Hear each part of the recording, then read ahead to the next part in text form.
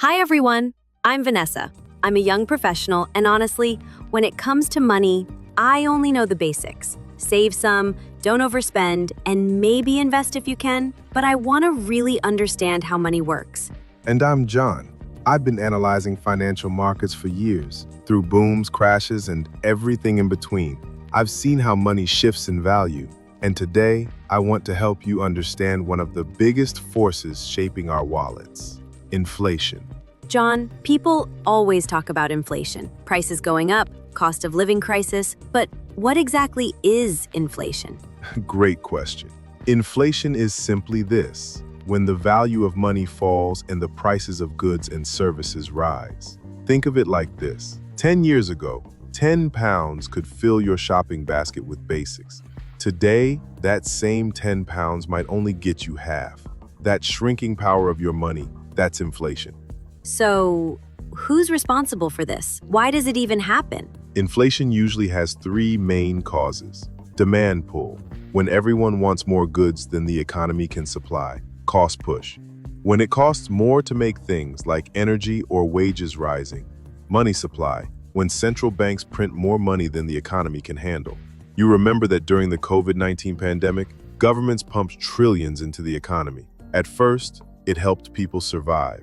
But later, with too much money chasing fewer goods, prices soared. That's inflation in action. Okay, but who actually benefits from inflation and who loses? Sharp question. Here's the breakdown. Losers, savers. If you keep £1,000 in a bank earning 1% interest while inflation is 5%, your money is silently shrinking. This is why inflation is often called a hidden tax.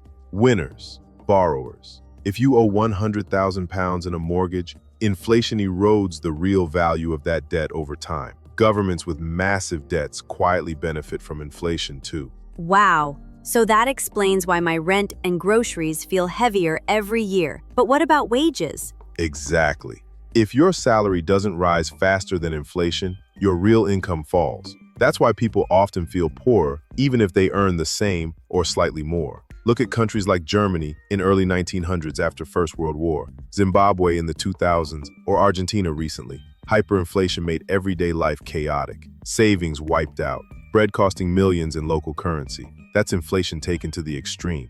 So what can we do? How do we hedge against inflation? There are a few key strategies. Investing in assets that grow faster than inflation, stocks, property, commodities like gold. Avoiding idle cash. Keeping too much in savings accounts guarantees loss in real value. Diversifying income. Building multiple streams so you're not stuck with wages that lag behind. This is where financial literacy changes everything. You stop being a victim of inflation and start positioning yourself smartly. That makes sense now. Inflation isn't just rising prices, it's a wealth killer for people who don't invest. Exactly, Vanessa. Inflation punishes savers and rewards those who understand debt, interest rates, and investments.